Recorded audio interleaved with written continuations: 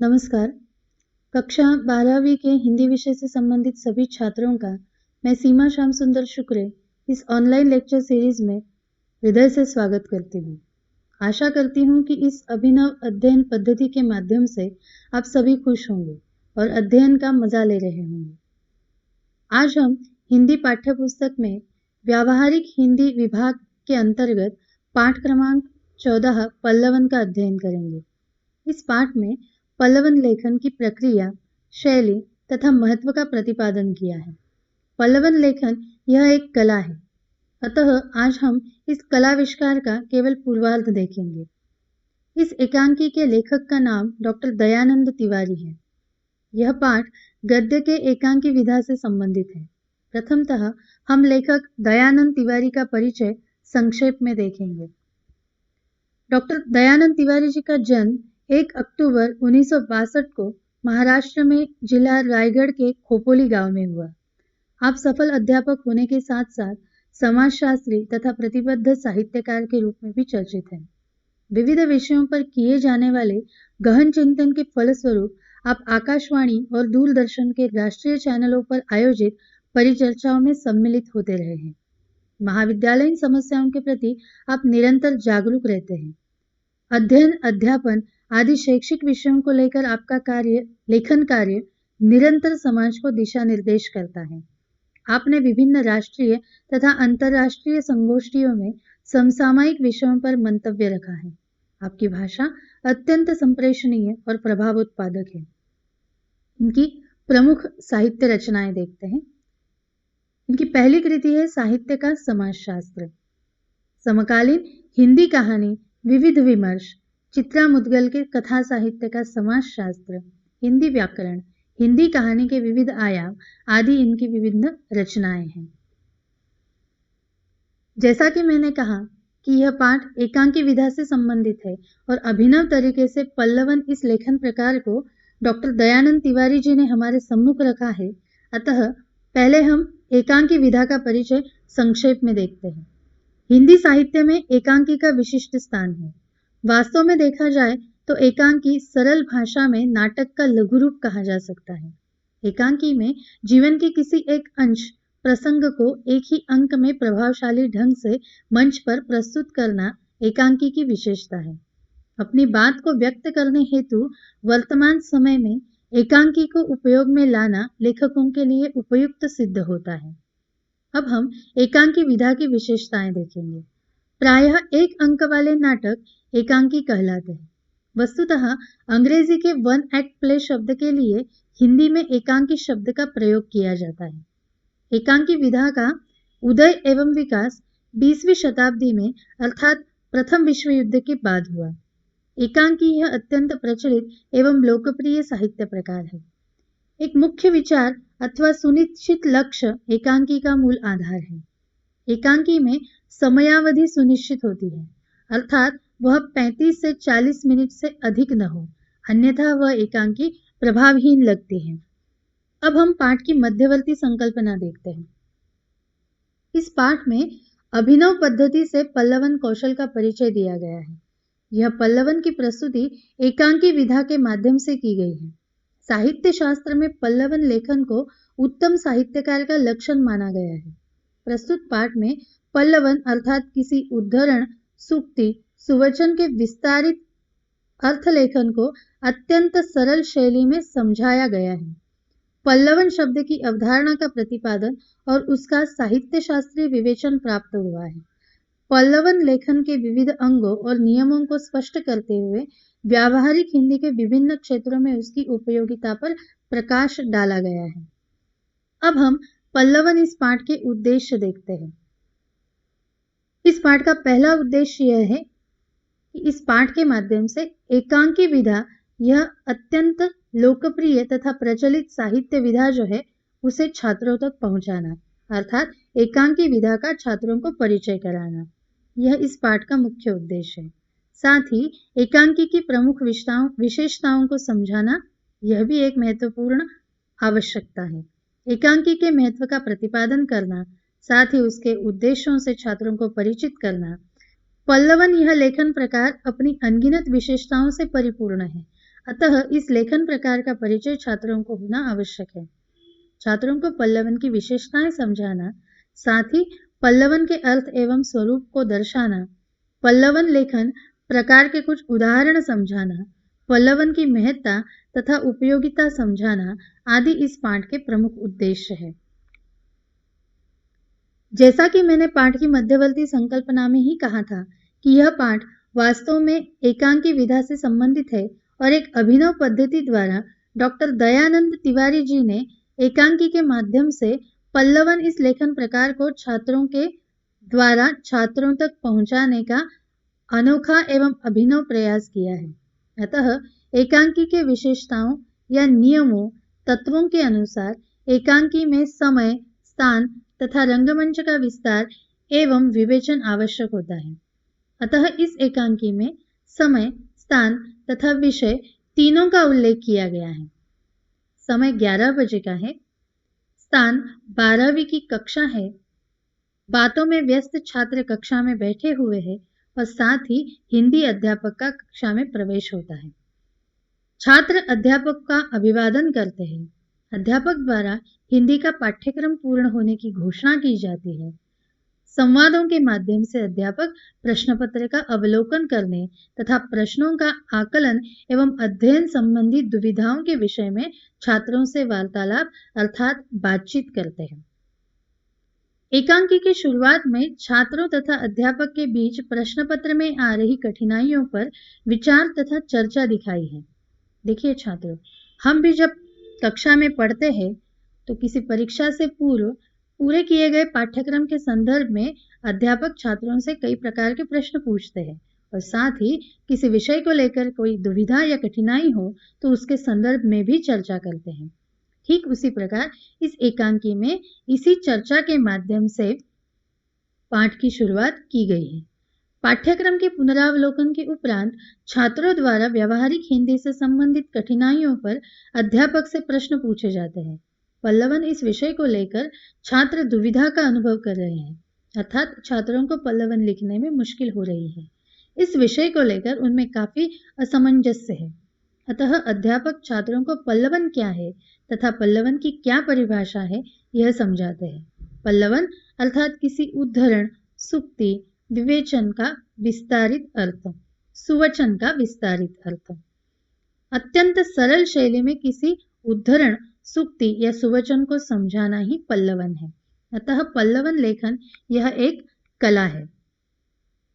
साथ ही अध्यापक यह भी समझाते हैं कि पल्लवन की परिभाषा तथा विशेषताएं जाने बिना पल्लवन लेखन की इस कला को कोई आत्मसात नहीं कर सकता। अध्यापक पल्लवन की परिभाषा पर प्रकाश डालते हुए कहते हैं कि हिंदी में पल्लवन शब्द अंग्रेजी एक्सपांशन शब्द के प्रतिशब्द के रूप में आता है। पल्लवन का अर्थ है विस्तार अथवा फैलाव। जब किसी शब्द, सूक्ति, उद्धरण, लोकोक्ति, गद्य या काव्य पंक्ति आदि का अर्थ स्पष्ट करते हुए उसका दृष्टांतों, उदाहरणों अथवा काल्पनिक उड़ानों द्वारा 200 से 300 शब्दों में विस्तार किया जाता है तो उसे पल्लवन कहते हैं। अर्थात विषय का विस्तार करना ही पल्लवन है। पल्लवन शब्द संक्षेपण का विरुद्धार्थी शब्द है, अर्थात पल्लवन का विलोम संक्षेपण है। इस प्रकार छात्रों द्वारा यह प्रश्न पूछा जाता है कि क्या पल्लवन का मतलब सिर्फ विषय का विस्तार करना ही है? इस पर अध्यापक छात्रों को समझाते हैं कि केवल विषय का विस्तार करना ही पल्लवन नहीं है, बल्कि पल्लवन की कुछ विशेषताएं तथा नियम भी होते हैं। हर भाषा में कुछ ऐसे लेखक होते हैं जो अपने विचारों को सूक्ष्म और संक्षिप्त रूप में रखते हैं। उन्हें समझ पाना हर किसी के लिए आसान नहीं होता। ऐसे समय में पल्लवन के माध्यम से उसे समझाया जा सकता है।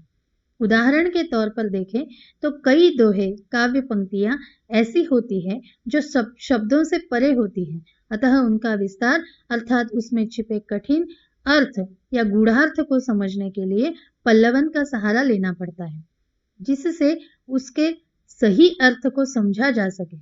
उदाहरण के तौर पर ढाई आखर प्रेम का पढ़े सो पंडित होई, इसका अर्थ पल्लवन की सहायता से ही लगाया जा सकता है। आगे समझाते हुए छात्रों को समझाते हुए अध्यापक उनसे कई प्रश्न का उत्तर दे रहे हैं। एक छात्र अध्यापक से यह प्रश्न पूछता है कि क्या निबंध और पल्लवन दोनों एक ही है। जाहिर सी बात है कि छात्रों में पल्लवन को लेकर कई प्रकार की आशंकाएं हैं। उसी में से एक आशंका यह भी है कि क्या निबंध और पल्लवन दोनों एक ही है। क्या पल्लवन से तात्पर्य निबंध लिखना ही है। छात्रों की इस दुविधा को दूर करते हुए अध्यापक समझाते हैं कि कई लोग निबंध और पल्लवन को एक मानने की गलती करते हैं। वास्तव में इन दोनों में पर्याप्त अंतर है। निबंध में किसी एक विचार को विस्तार से लिखने के लिए कल्पना, प्रतिभा और मौलिकता का आधार लिया जाता है। पल्लवन में भी विषय का विस्तार होता है, परंतु पल्लवन में विषय का विस्तार एक निश्चित सीमा के अंतर्गत किया जाता है। पल्लवन में शब्द, सूक्ति, उद्धरण, लोकोक्ति, काव्य पंक्ति का आधार लिया जाता है, अर्थात शब्द, सूक्ति और उद्धरण का पल्लवन किया जाता है। इस प्रकार निबंध और पल्लवन में जो अंतर है उसे छात्रों को अध्यापक द्वारा समझाया गया है। पल्लवन के संदर्भ में अधिक समझाते हुए अध्यापक कहते हैं कि पल्लवन में विचार के साथ साथ भाषा विस्तार पर भी ध्यान देना होता है। वैसे भी भाषा का विस्तार करना एक कला है।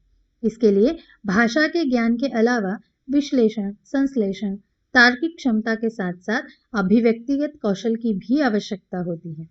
इसमें आख्याता के प्रत्येक अंश को विषय वस्तु की गरिमा के अनुकूल विस्तारित करना होता है।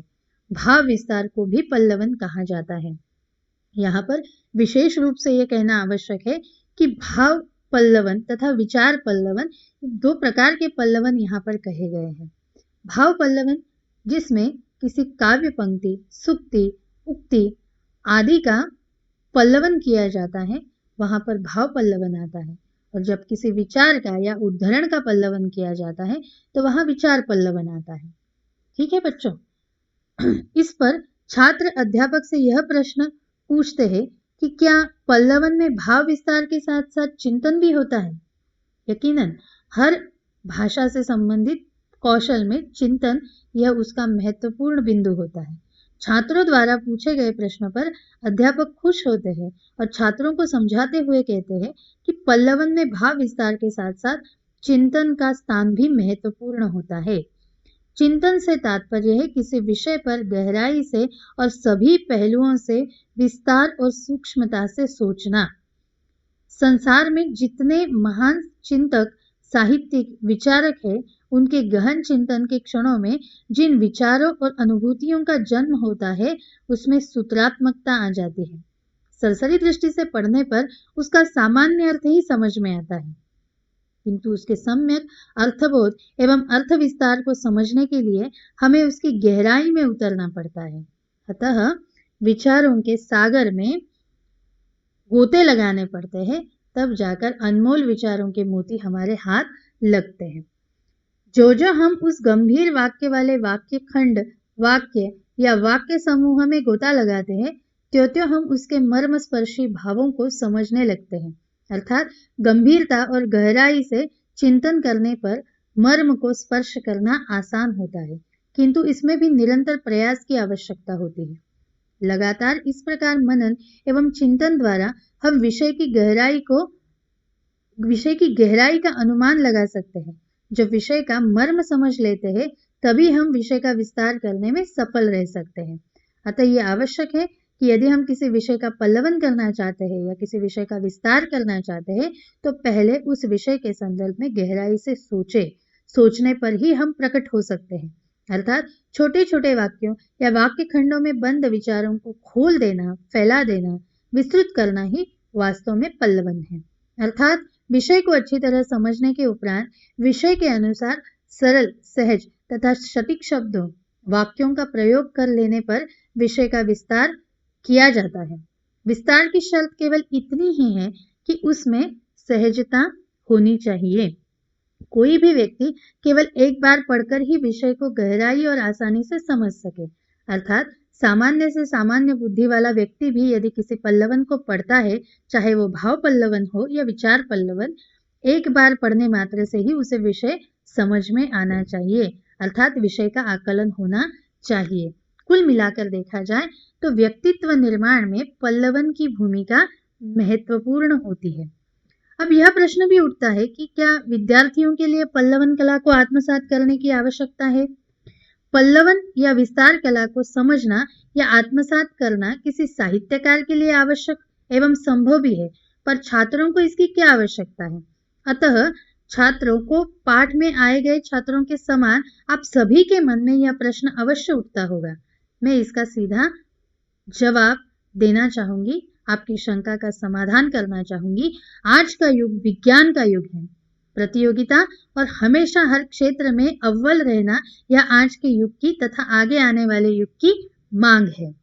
केवल शिक्षा तथा साहित्य में ही पल्लवन का महत्व नहीं है, बल्कि उत्कृष्ट वक्ता, पत्रकार, नेता, प्रोफेसर, वकील आदि पद प्राप्त करने के लिए भी इस कला से अवगत होना आवश्यक है।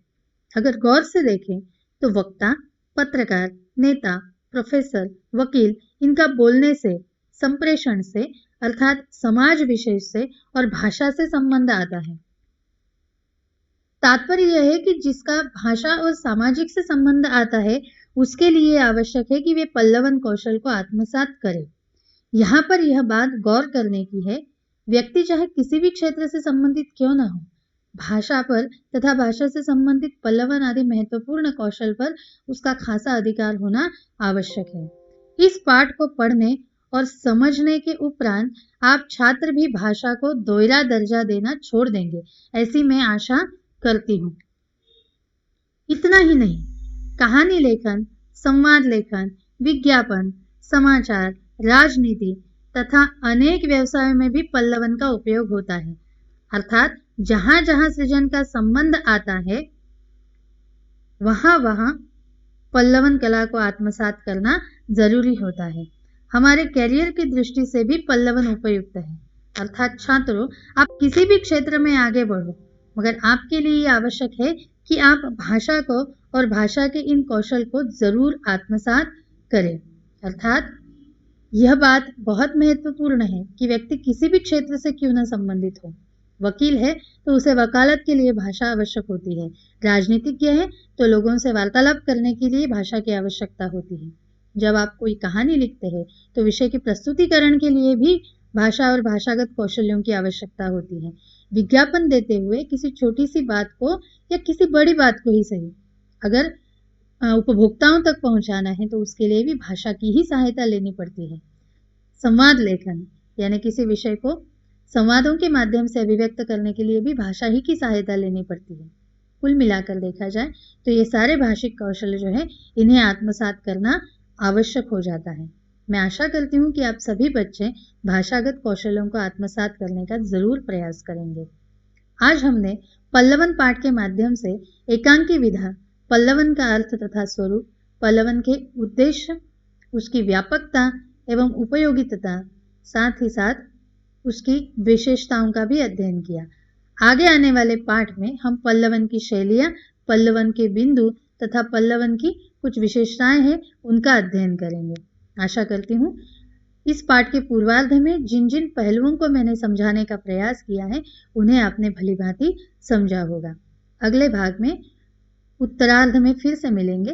तब तक के लिए मैं अपनी वाणी को विराम देती हूँ। धन्यवाद।